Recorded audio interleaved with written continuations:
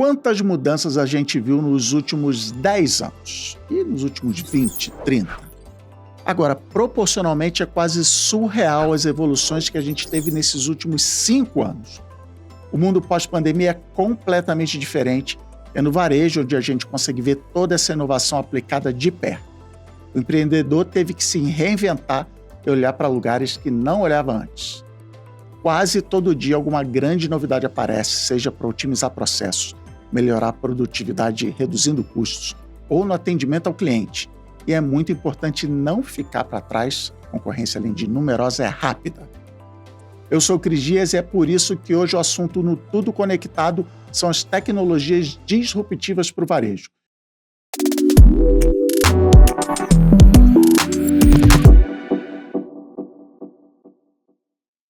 Os convidados de hoje são a Sandra Takata, presidente do Instituto Mulheres do Varejo, e o Carlos Vaini, head de varejo da Techban. Pessoal, uma honra ter vocês aqui com a gente hoje. A gente gosta de começar o programa famoso, vocês contarem rapidinho a história de vocês, como vocês chegaram até aqui.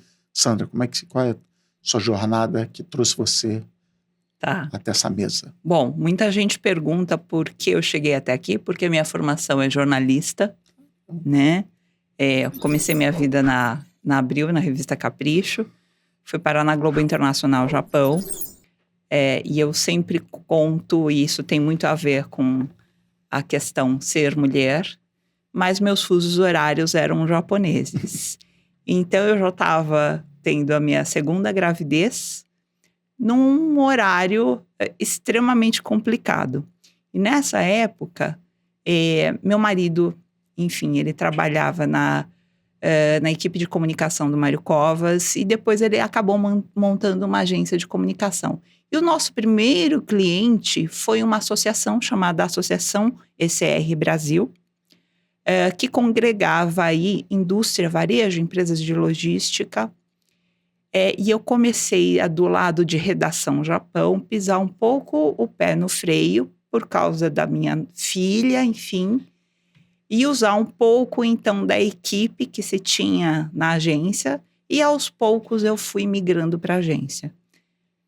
A agência hoje tem 23 anos, e a nossa agência é muito dedicada ao varejo, principalmente quando a gente fala em assessoria de imprensa, em construção de reputação, no LinkedIn, em questão do digital. Então, eu tenho vários clientes que fazem parte do ecossistema. Nós atendemos a Nielsen durante 10 anos e é uma área que eu amo, que são números, né? Porque eu acho que aí o número que te traz realmente dados, te traz a tendência e o caminho e a jornada, e que o varejista usa pouco, né?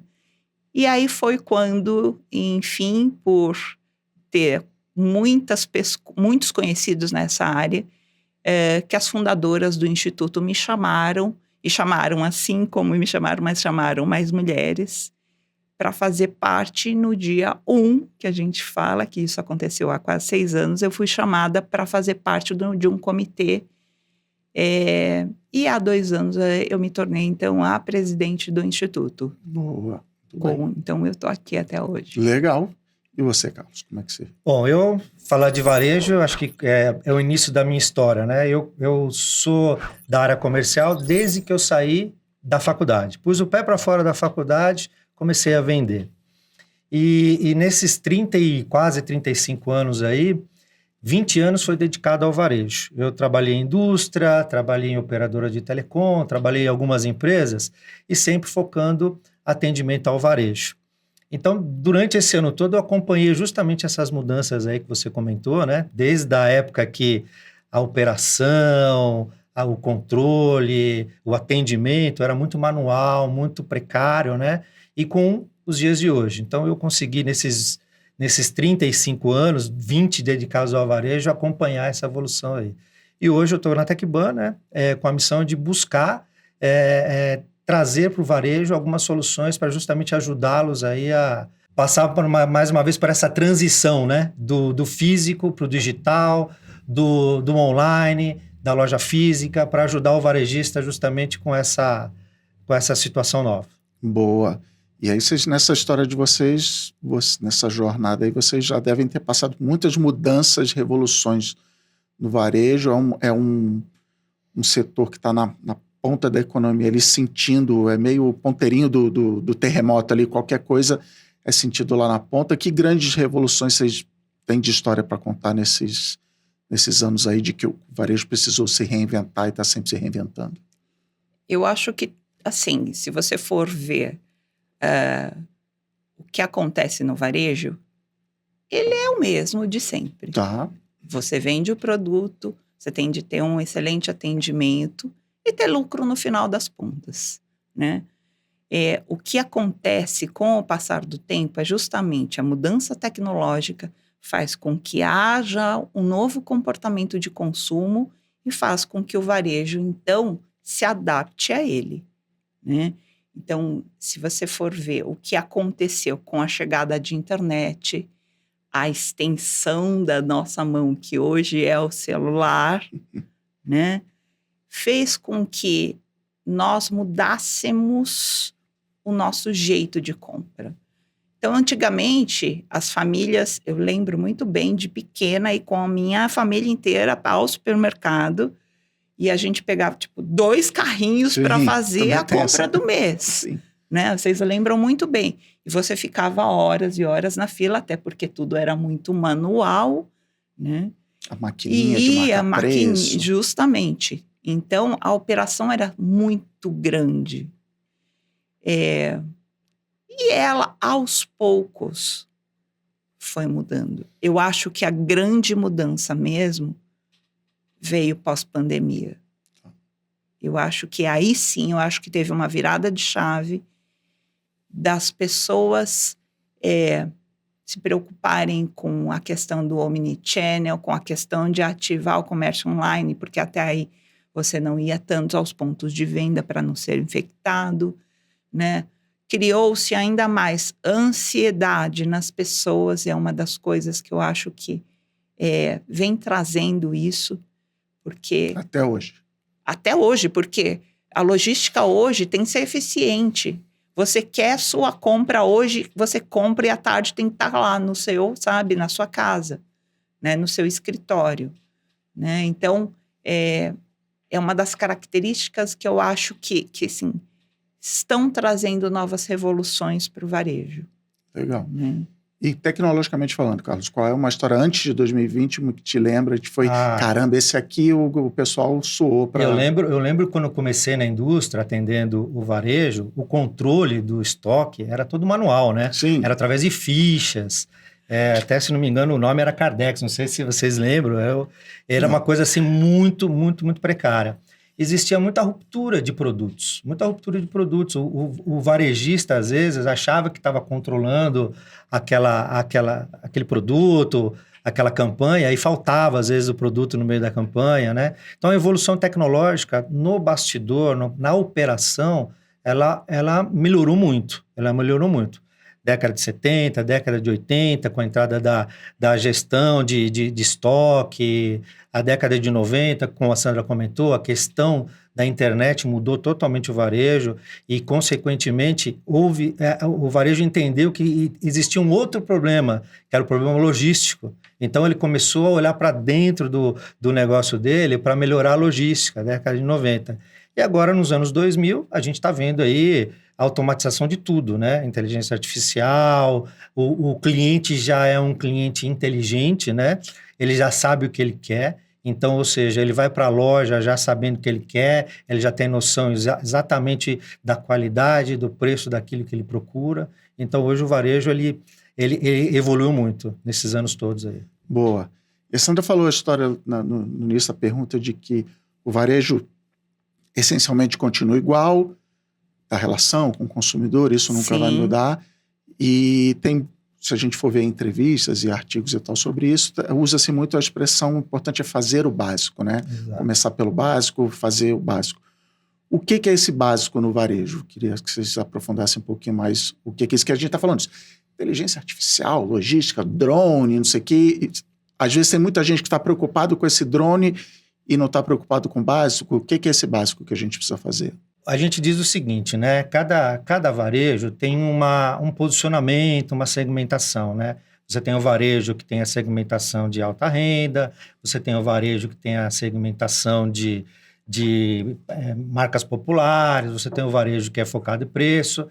Só que o que sustenta isso? Quais são as bases para que funcione tudo isso, né? São 3 coisas, e aí a gente volta no que você falou no básico, que são pessoas, processos e tecnologia. Então, é justamente isso. Você olhando processos, você precisa automatizar justamente para não faltar o produto, para você entregar o produto para o seu cliente da melhor maneira possível. A tecnologia justamente para automatizar isso. E o principal de tudo são pessoas, porque, queira ou não queira, nós gostamos de interagir. Nós somos pessoas e a pessoa ela é altamente sociável, ele quer interagir com o outro, ele quer trocar informações, ele quer ser bem atendido. Então, a tecnologia também tem que ser usada para treinar essas pessoas, para uniformizar a comunicação dessas pessoas no varejo. Então, acho que é esse que é mais ou menos. Pessoas, processos e tecnologia usado para você otimizar toda a sua operação para atender bem o cliente. Tirou 10 na prova ele? O que você... Tirou. Deixa eu só complementar, porque você está falando de pessoas, me lembrou, né? Está falando dessa questão da socialização. No nosso último evento do Mulheres do Varejo, que faz aí pouco tempo que aconteceu, a gente resolveu falar sobre a questão de saudabilidade e trazer a questão da empregabilidade, que o varejo hoje está com falta de mão de obra, né, em vários setores.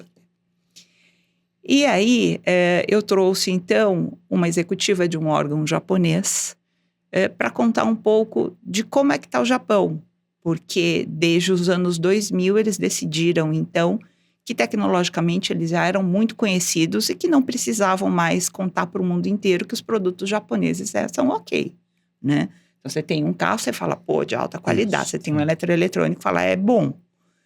Então, eles disseram, a gente vai investir em biotecnologia, envelhecimento da população, enfim. E aí, eu quis trazer esses dados, então, para o evento, né, para falar como está hoje, e essa questão também da empregabilidade. Quando você fala em pessoas também, tem um básico, eu acho que é o que falta no varejo também, é a questão de que, como você tem de colocar a operação no outro dia em pé, né, o palco tem que estar pronto, tudo é muito automático. E essa questão de pessoas é essencialmente importante, principalmente os colaboradores. E às vezes se esquece disso.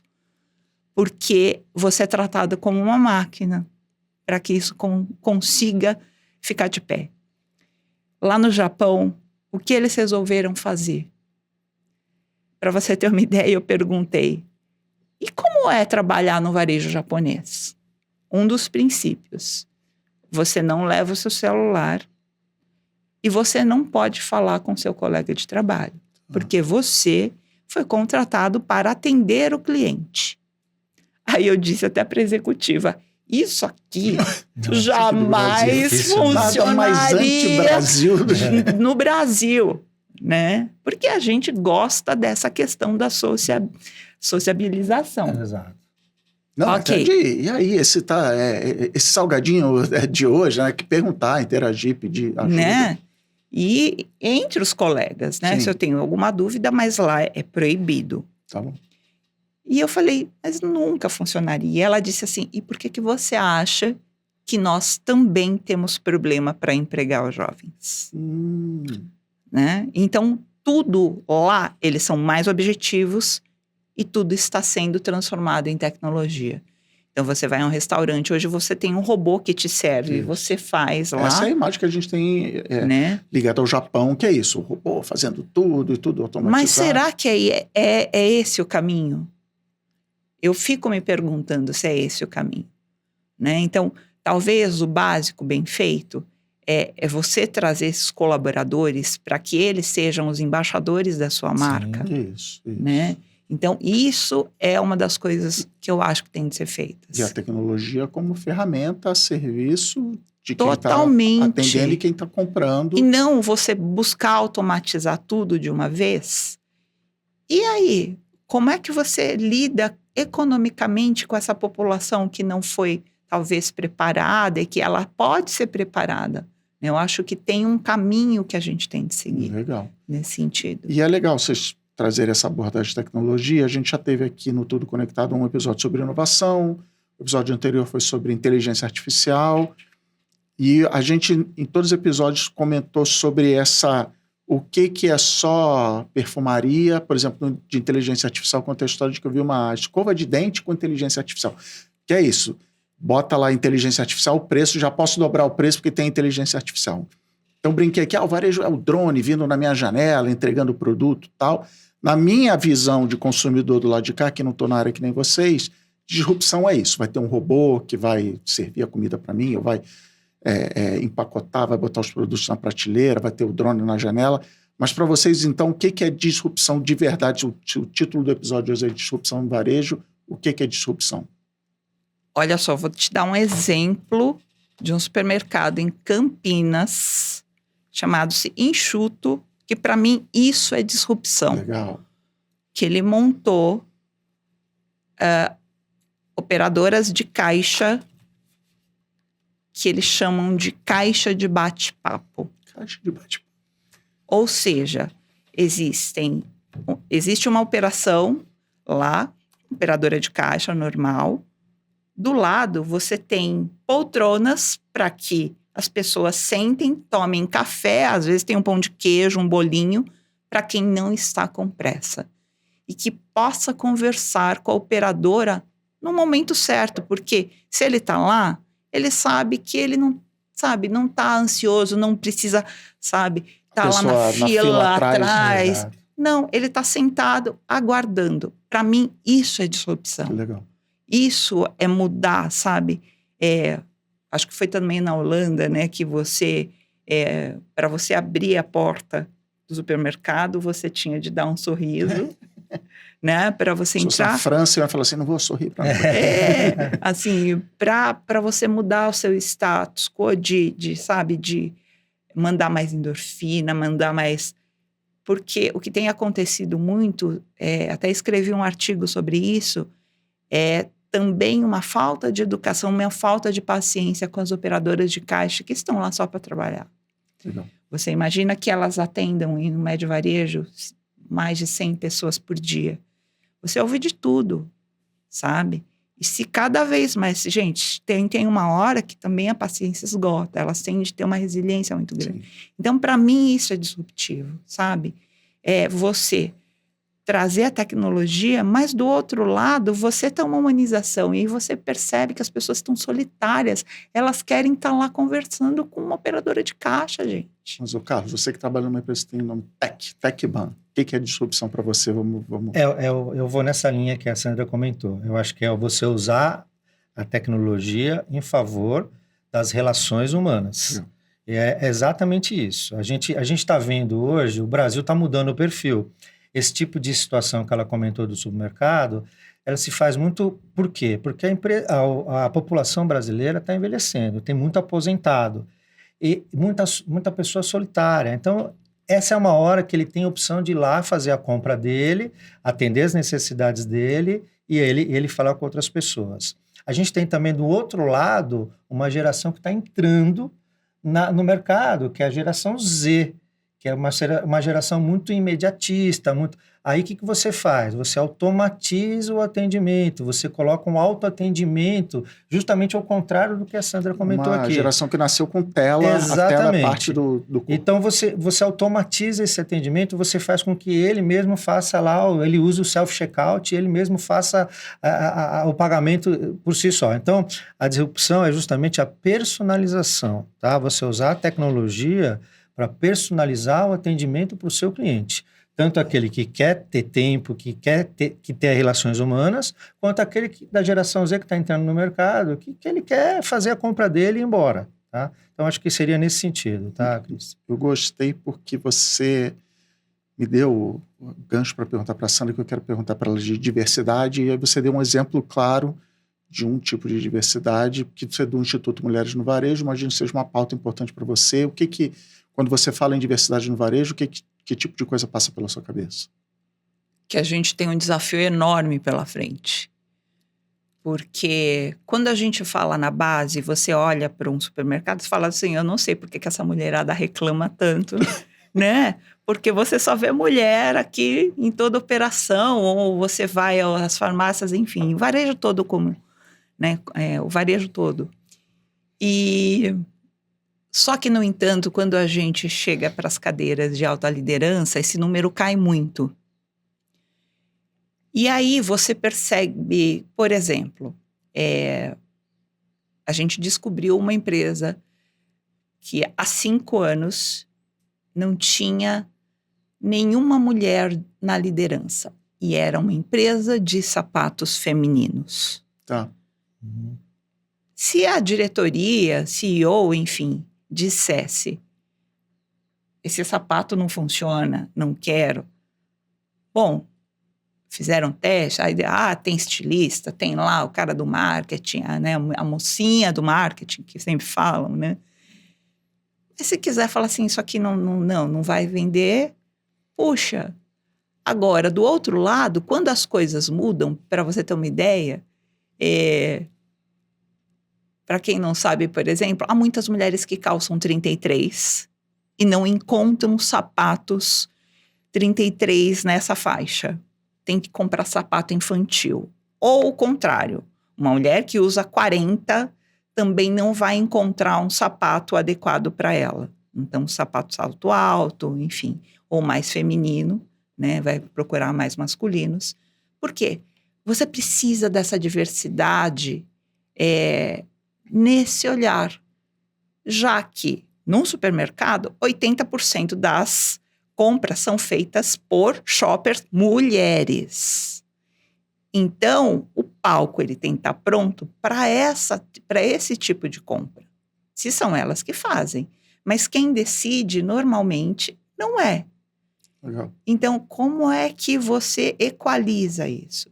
A gente precisa trazer mais mulheres para a diretoria, para a direção, para a liderança, para CEOs. E a gente fala, não é uma questão de ocupar o lugar de vocês, homens, mas é ter a mesma oportunidade nesse quesito, né? Porque o que mais a gente tem é que a gente precisa resolver alguns problemas.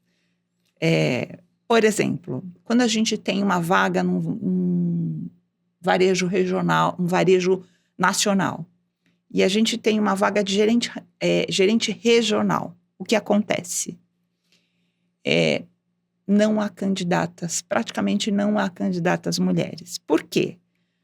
Quando vocês, homens, recebem alguma promoção e vocês são expatriados para Londres, Estados Unidos ou mesmo para Mato Grosso, o que a gente faz? Arruma tudo. A gente arruma tudo, manda as crianças, pede demissão do nosso emprego, a gente vai. Por uma questão até de sociedade e de pressão, o contrário não acontece. A gente começa a arranjar confusão em casa. Né? Então, por exemplo, o marido fala assim, não, eu deixar meu emprego, ele vai ser taxado, lá, vagabundo sendo mantido pela mulher. Não é assim? Não, o próprio executivo que está contratando já nem entrevista muita mulher, porque fala, ela não vai querer se mudar. Tem filho, ou vai ficar grávida no meio do caminho, então é melhor não, para fazer toda essa mudança.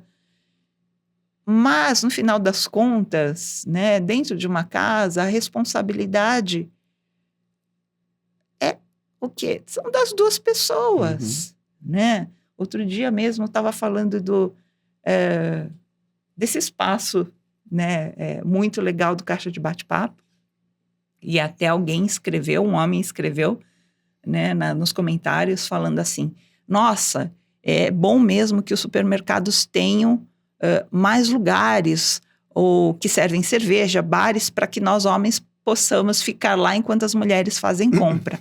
E na hora, assim, me deu, assim, eu respondo ou não respondo, né? E eu falei, eu vou Regra número 1 da responder. internet, não responde os né? comentários. Aí eu respondi assim: olha, o que eu mais vejo realmente no supermercado são casais fazendo compra juntos. Afinal, é de responsabilidade o abastecimento da casa pelas duas pessoas, Uhum.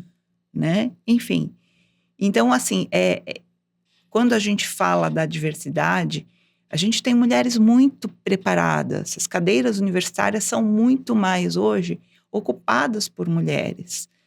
Quando chega já a um nível mais avançado, não, porque a gente tem outras tarefas que ainda não são divididas, né? Não, e até se a gente for olhar no varejo brasileiro, eu vou chutar que a figura, quando... pensa alguém que trabalha no varejo, uma pessoa famosa que trabalha no varejo, a Luísa Helena Trajano, Exato. que nem está mais na liderança. Exato. A primeira, a Justamente. tia dela, a tia Luísa, que morreu agora esse ano Sim. também. Então, assim, a gente tem exemplos de mulheres que, assim, foi construída lá, sei lá quantos anos atrás, em Franca, a tia Luísa fez aquilo tudo lá. Então, assim, tem até exemplos para quem está na faculdade agora entrando. Muito legal. Exato. Mas, o Carlos, como é que a Tecban entra nessa história que a gente está falando aqui de tecnologia a serviço das pessoas, tanto que estão vendendo quanto que estão comprando, criar ambientes assim? Como é que a Tecban está fazendo hoje, que você está ali no teu dia a dia vendo isso? A gente entende o seguinte, o varejo ele tem vários desafios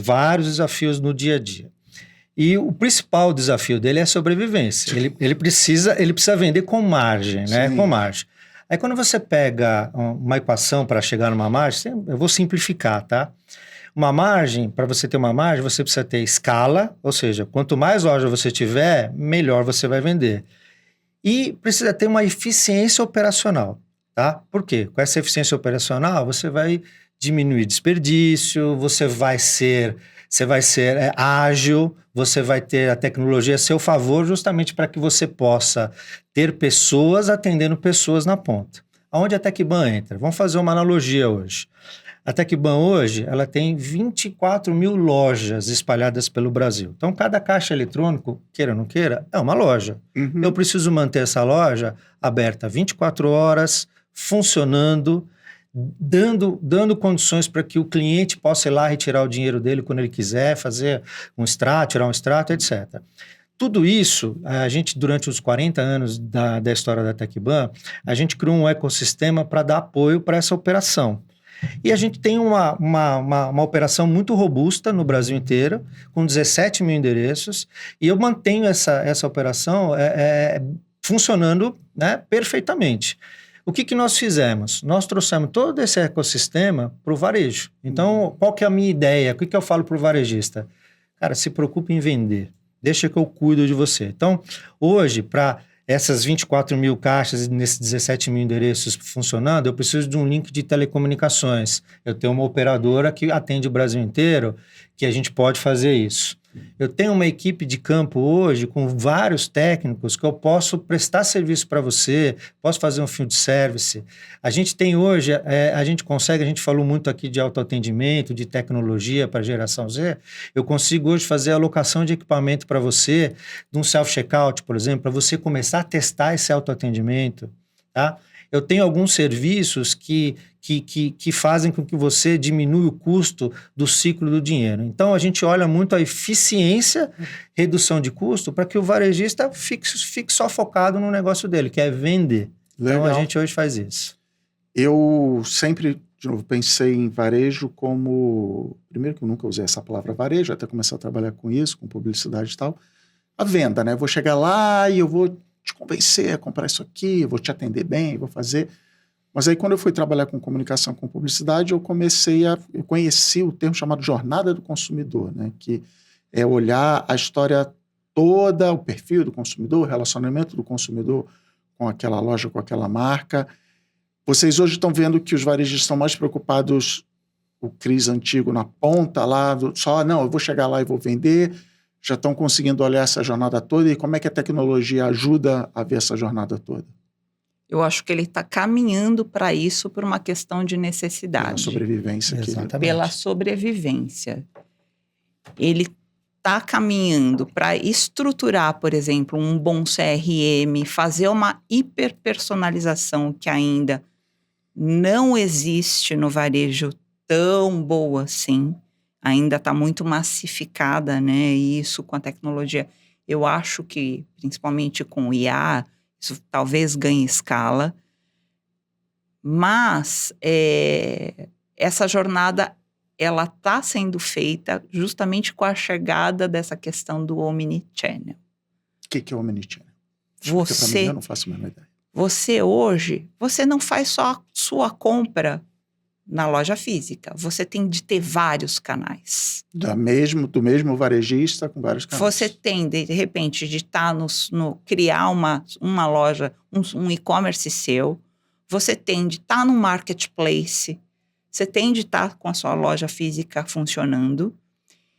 E outros players de mercado passam a ser seus concorrentes.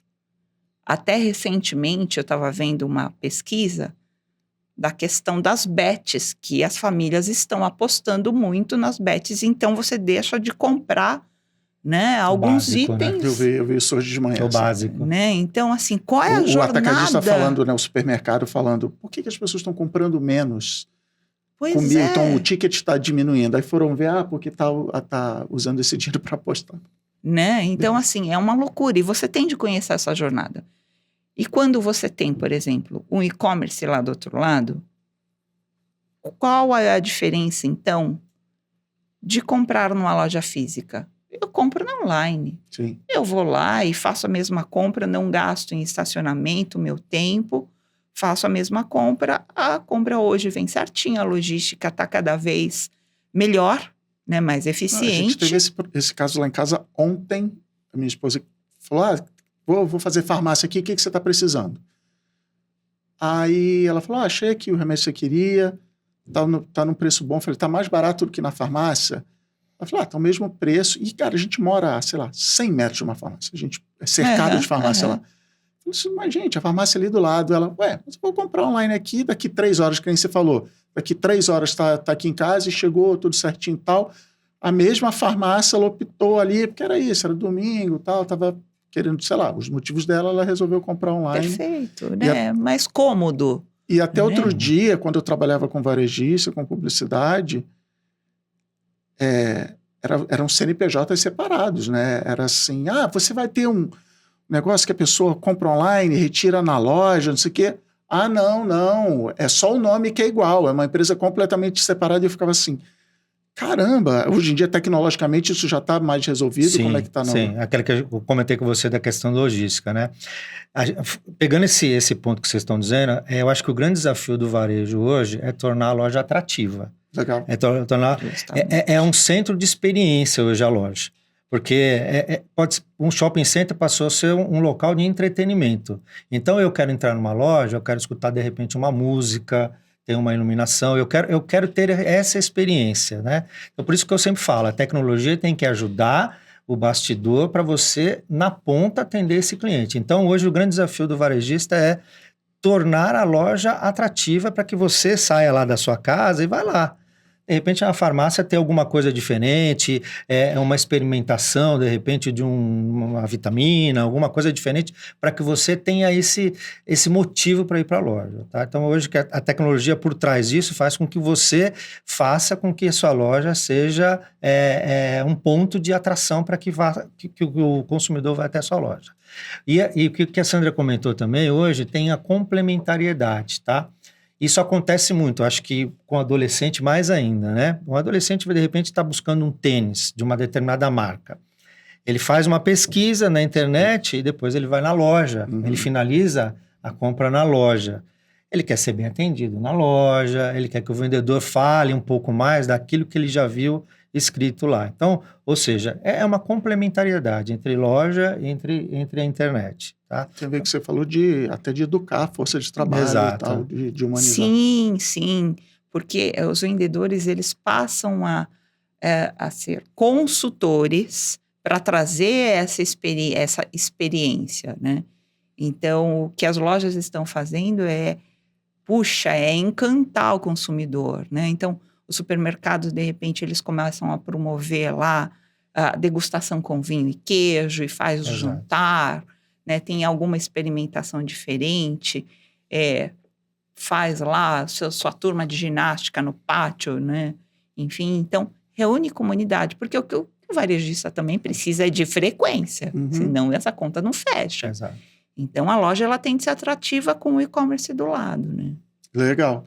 E vocês dois já soltaram aí várias vezes durante a conversa a expressão inteligência artificial. Como é que isso está impactando o varejo hoje em dia? Eu acho que ainda assim, ele não está impactando o varejo, porque mal varejo usa dados. Tá? Então, eu acho que fala-se muito, né? Então, o ano passado foi a tal do metaverso e muita gente correu atrás do metaverso, enfim. E até na NRF, né, essa maior feira do varejo do mundo, colocou, eles trouxeram muito a IA, mas IA em aplicabilidade. Exato. Né? Então, eu acho que ela começa a vir como a internet veio. Tá. Né? Ela vai fazer parte e vai nos ajudar em muitas coisas operacionais que eu brinco muito, né? Antigamente a gente não tinha agenda de telefone ou guardava muitos telefones na cabeça. Hoje você não guarda mais, né? Eu não sei nem o número, na verdade, das minhas filhas. Sim, né? não. Então... Mas elas sabem o nosso CPF, que a gente fala na boca do caixa.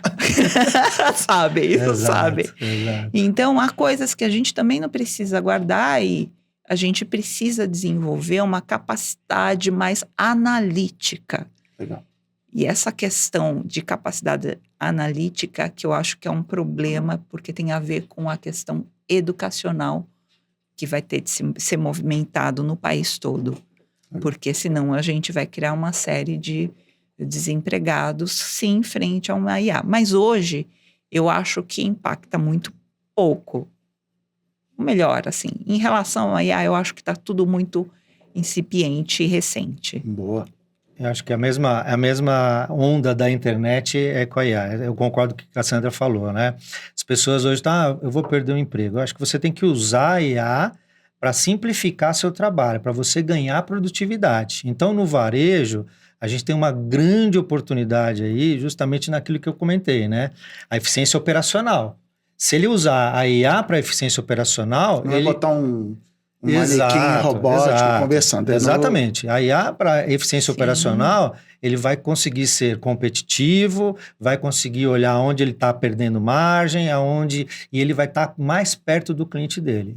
Ele vai tentar fazer com que a inteligência artificial faça a parte operacional. Então, eu acho que nesse momento, o grande desafio do varejo, eu concordo com a Sandra, é saber utilizar, né, esses dados, essa inteligência artificial para ganhar produtividade. Boa. Eu gostei que vocês concordaram com os nossos especialistas do último programa. Assiste aí sobre inteligência artificial, aqui também no canal da TecBan, que falaram muito, inclusive, vocês falaram de educação, assim, entender, até para saber, isso aqui é só uma etiquetinha, tipo metaverso, para me cobrarem mais caro, como é que é? Muito bom. Eu gosto de encerrar toda a conversa aqui, propondo o famoso exercício de futurologia. Como é que vocês imaginam o varejo daqui 10 anos? O que vai estar igual, o que vai estar diferente, o que a gente pode ficar empolgado com as mudanças que vem por aí? Olha, eu acho que com a chegada da inteligência artificial, muitos aparelhos eletrodomésticos, né, eles começam a ser embarcados. Então, hoje a gente já tem, só que isso custa muito caro, mas a gente já tem, por exemplo, geladeiras que conseguem controlar o que você tem dentro dela. Aí faz a listinha, sabe? Validade. Eu acho que com o passar do tempo, por exemplo, você começa também a ter uma eficiência dentro de casa. E é isso que eu, pelo menos, espero, talvez como sonhadora, que é acabar um pouco com o desperdício. Legal. E essa eficiência operacional, eu acho que tem dentro do varejo, eu acho que tem de estar dentro de casa. A gente desperdiça muita comida, né? A gente joga muito material no lixo. Então, se a gente tivesse uma ferramenta, olha, consuma tal produto, a validade vai estar vencida, isso já dá para ver. E de repente, faça uma lista de compra, tem uma assistente virtual que vai ver isso aí e vai fazer essa lista de compra para você e vai mandar para um e-commerce, eu acho que as coisas vão começar a funcionar dessa forma, Legal. né? Então, acho que pelo menos eu enxergo assim, tomara que, enfim, a gente consiga chegar para que a gente seja eficiente nesse sentido. Gostei. Eu entendo, complementando o que a Sandra falou, eu entendo que com essa questão dos dados, da fomentação de você buscar entender mais o seu cliente, eu acho que daqui a alguns anos a personalização das ofertas do varejo vão ser muito maiores. A gente viu lá na NRF também a questão do retail media, que é você fazer as propagandas e as ofertas em cima da sua loja, das propriedades que você tem dentro da sua loja de divulgação, baseado nos dados do seu cliente. Então, por exemplo, você tem agora algumas telas que você chega próximo da gôndola, ela te dá o preço da promoção, entendeu? Então, acho que isso vai ser explorado e, assim, a personalização das ofertas vão ser muito maiores. Então, o varejo vai segmentar e vai tentar otimizar essas ofertas com inteligência artificial daqui a alguns anos. Eu enxergo dessa forma, Cris. Legal, muito bem. É isso. Eu conversei hoje com a Sandra Takata e o Carlos Vaini sobre varejo. Gostei muito, aprendi muito hoje. Obrigado por vocês virem aqui compartilhar conhecimento com a gente. Eu agradeço a Sandra, né, de tá compartilhando com a gente aí sua vivência, seu conhecimento, e agradeço a oportunidade, Cris. É uma honra estar aqui. Eu falo em qualquer espaço que nós do Instituto a gente possa estar, a gente está sempre aí. Muito legal ter conhecido você aqui também, muito legal esse espaço para a gente disseminar conhecimento. É isso que eu acho que é o grande, desafio de todos, é disseminar bons conhecimentos. Legal. E muito obrigado você que acompanhou a conversa aqui com a gente. Entra aí no YouTube da TecBan, já segue, já vê os episódios anteriores, entra também nas redes sociais para acompanhar, para saber quando vão sair os próximos episódios e até a próxima.